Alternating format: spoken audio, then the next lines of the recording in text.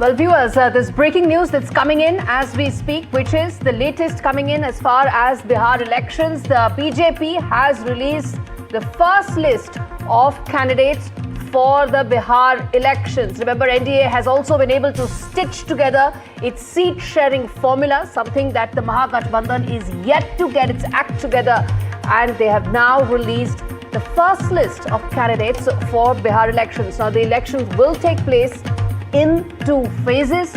The first phase will be on the 6th of November, and just a couple of days left for the filing of nomination papers, which is why this release of list is so important. Let's get in my colleague Vasudha Venugopal, who's been tracking this story very closely for us. Vasudha, highlights coming in from the first list. Any star names that stand out? Any particular constituencies that you want to walk us through in terms of the first list of the BJP? Well, it seems to be a combination of caste and gender matrix, Gauri, and also importantly 71 names have come out. Ram Kripal Yadav, former MOS, is also part of this. He got defeated by Misa Bharti in these elections. Apart from that, there is Renu Devi, who's the former chief minister, former deputy chief minister. You also have important names such as Samrat Chaudhary, who comes from the Kushwaha community, and that's an important community. 5% the Koris is what they call them, and he also has a caste base around him. Apart from that, you also have Vijay Sinha, who's also the deputy chief minister, and apart from that, you also have Mangal Pandey, who's a minister who's also been in charge of health.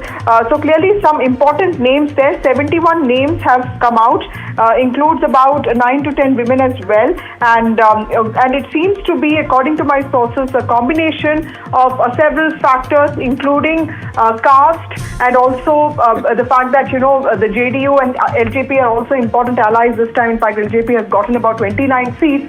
So this is considering a lot of these balancing factors, and the fact that the BJP itself had to fight on fewer number of seats. Remember, last time it fought around 110 seats, and this time the number has come down to 101. So clearly, a lot of seats had to be given away. But according to my sources, 16 seats have been changed. Last time also the BJP had a wonderful performance of 74 seats, 74 winners amongst, in the 110 seats that it fought. So clearly, the performance was remarkable, and this time they have cut tickets of almost 16 candidates.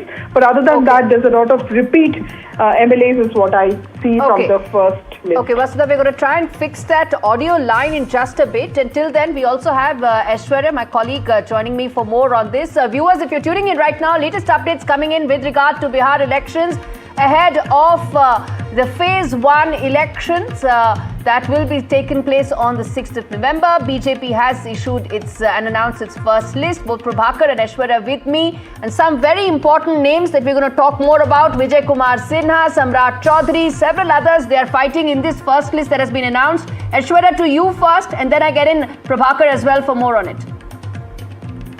Well, certainly, as Vasudha was clearly mentioning, it's a mix of experience and youth as well.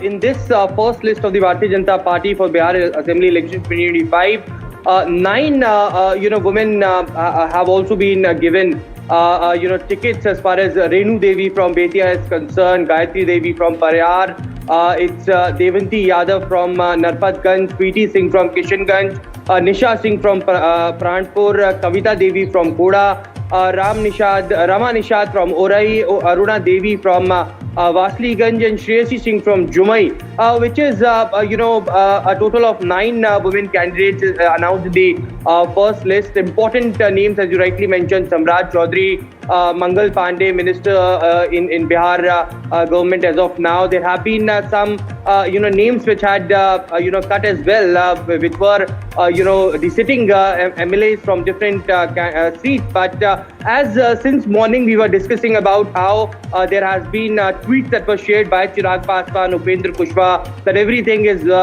going well, all is well in NDA, but it is just few hours to go before the seat sharing would be announced. Who who will be, picked from different seats. That will be announced later. But before that, it is Bharatiya Janata Party who has announced its first list of candidates. The first initial reactions that have come in from the top leaders from Bharatiya Janata Party that it's a mixed balance and a lot of deliberations took place before announcing this list. All right, stay with me, Aishwarya. I want to get in Prabhakar as well, who's been tracking these elections with his ear to the ground. Prabhakar, both Deputy Chief Ministers will be fighting. Their names are out in the first list. Some important ones are also there, mix of caste and several other factors being balanced out.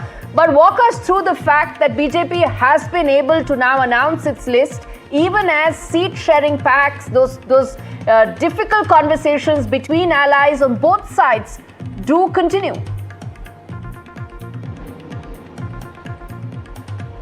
Yeah, and the talk regarding that is continuing as we speak, as we read out the list, the first list of the BJP candidates. There are 3 to 4 seats actually where the matter is stuck between the BJP, JDU and Chirag Paswan's LJP, and they are trying to thrash this out as we speak. So the meeting is going on.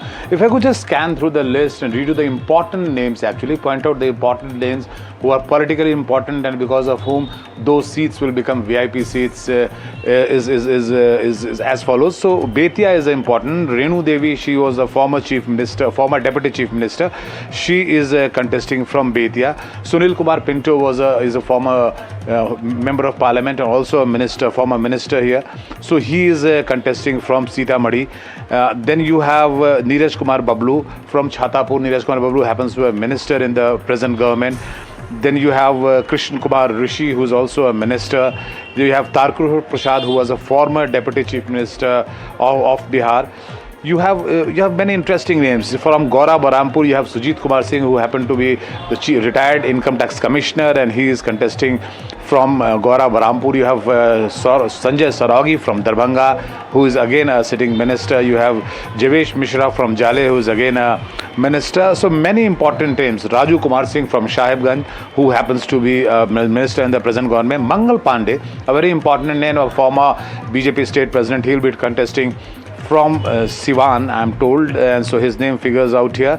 You have Krishna Kumar Mantu from Amnor. He's also a present minister. So these were the names actually which were almost like certain that they would be given a second chance, and they have got one. You have Samrat Chaudhary from Tarapur. You have Sunil Kumar from Bihar Sharif, and he's again sitting minister. Sanjeev Kumar Chaudhary, a very important name, continuing from Digha. Nitin Nabin, yes, who will be contesting again from Bankipur. He's a present minister. Ramkripal Yadav, who is a former union minister, is contesting from Danapur. Yes. So many interesting names, as I told you, and these are the heavyweight. Yeah, these are the heavyweight names actually, and because of whom their constituency will actually remain in focus of everyone.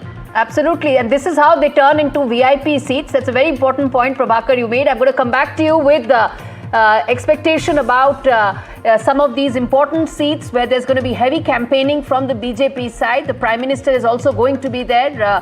Home Minister Amit Shah will be in the state in the next couple of days. I'm going to talk to you on all of that, but let me rope in my colleague Padmaja as well on this. Padmaja Joshi joining me from the newsroom for more perspective on this. Padmaja, days to go before the filing for the first phase. 6th of November is when the first phase of these elections will take place. BJP has announced the list.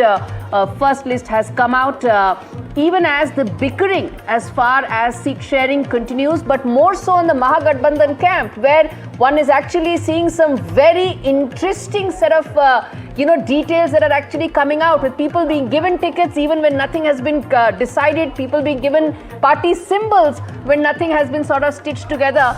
But walk us through the significance of BJP now being off the block with the announcement of these names that have come out, the 71 candidates that it has announced in its first list. I think one of the highlights that, of course, we've been talking about is Nand Kishore Yadav, the fact that he has been denied a ticket this time around. But since you spoke about the bickering very quickly, Gauri, I think it's also important that this list has come out today, and that will quell all of these rumors, this speculation that was taking place, and all of those noises have also been made over the last few hours. Yes, you had Jitan Ram Manjhi 3 to 4 days ago, making noises largely through Twitter, on social media, saying that he's not happy. Remember, he had asked that he be given enough seats so that he be declared a national party, but eventually he was given only 6. So there were attempts to try and fuel speculation that at least 2 of the allies this time are not happy. But now with this first list coming out, at least a statement has been made. Look, among the 2 major alliances which are in play in Bihar, you have got the Mahagathbandhan still addressing each other on social media, through Shero Shairi. You've got the RJD and Congress playing these shadow games with each other. But on the other hand, the other major alliance, the NDA and one of the major constituents of that, the BJP, has put out 71. So you've got a total of 101 that the BJP is fighting on, and equal keel they've put themselves on along with the JDU. And out of those 101, you've got 71 being announced today itself. What are the main features? Of course, we spoke of the Vidhan Sabha Adhyaksh, his ticket being denied this time around. You've in 71 candidates declared so far, you've got about 9 to 10 women who have been given a ticket, and it's the caste balance that has been kept in mind this time. And of course, it's kept in mind every single time in Bihar. It's extremely crucial that balancing act be struck. And because of the anti-incumbency that they fear for the NDA and for JDU in particular, every seat, every candidate, every caste calculation will have to be considered seat by seat, and you see a reflection of that happening this time around. But I think the major takeaway is that among the 2 major alliances, you've got the NDA and the BJP in particular, which is putting out its first list of 71 out first. Very important point you're making, Padmaja. Out of the 101 seats that are in their kitty that they will be contesting on, they've put the list out for 71 of those candidates, making it very clear that they've got their house in order, even though some give and take may continue, but broadly they've stitched the entire seat sharing pact in place, even as Mahagathbandhan is indulging in everything from Rahim Ke Dohe to Shero Shairi. Let's go back to Prabhakar as well, standing by for more details on this. Prabhakar, walk us through some of the other aspects. As we've been talking about the fact that seat sharing pacts are still sort of yet to be finalized. But nevertheless, BJP and the NDA rather, has pretty much got the entire formula in place. And 71 out of the 101 have been announced. See, as far as NDA is concerned, their numbers were sealed around 2 days back, and most of the senior NDA leaders concerned with the Bihar election, like Dharmendra Pradhan and Jitan Ram Manjhi and everyone, had actually put it on their X account. So numbers were never a problem as far as NDA is concerned. It was the winnable seats. It was few of the seats actually which parties like JDU and parties like Chirag Paswan's LJP, they wanted in their fold. So that's correct. It was which seats that they were contesting on that there was back and forth on. Yes, you're right about the fact that they finalized the number of seats 2 days back. Yes, it's the which seats that who will contest on is what the back and forth is going on. Yeah. Yeah, exactly, and that too regarding 4 or 5 seats actually, which they are still trying to thrash that out, because that has gone into the LJP's folder and they want it back. The JDU wants those seats back because they believe that they had worked hard there. They have a stronger possibility of winning those particular seats, so they should be handed over back to JDU. So that is where the BJP has intervened, and as we speak, there's a meeting going on at Deputy Chief Minister Samrat Chaudhary's residence, where the senior JDU leaders are also present, and the representatives of Chirag Paswan's LJP. So they are sorting it out. The real problem lies in the Mahagathbandhan camp, or for that matter the India Alliance camp, because they have not been able to freeze the numbers as well, and also the quality of seats, the winnability of seats. So these are both the issues they are still struggling with. Remember, there are just 4 days to go. Today is 14th, and on 17th is the last day for my filing of a nomination for the first phase. So anybody who delays it actually is having a race against the time.